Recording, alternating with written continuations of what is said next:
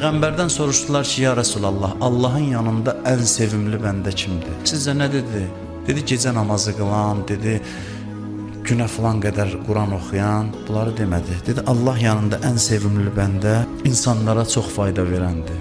O adam ki, başqalarına çox xeyir verir, fayda verir, digərləri üçün faydalıdır, o Allahın da yanında ən sevimli adamdır. İmam Sadiq buyurur ki, bir adam Kəbəni təvaf eləyir. Hacılar bilir təvaf nədir?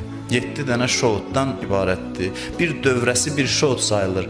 7 dövrə vurmaq bir təvaf sayılır. İmam Sadiq buyurur ki, kim 7 dəfə Kəbə başına dolansa, bir təvaf eləsə, 6000 savab onun namı əməlinə yazılar. Onun namı əməlindən 6000 günah silinər. Allah ona bu təvafa görə 6000 dərəcə verər. Bunu deyəndən sonra İmam Sadiq buyurur ki, müminin ehtiyacını ödəmək 10 təvafdan üstündür. Sən demir 10 təvafa bərabərdir, 10 təvafdan da üstündür.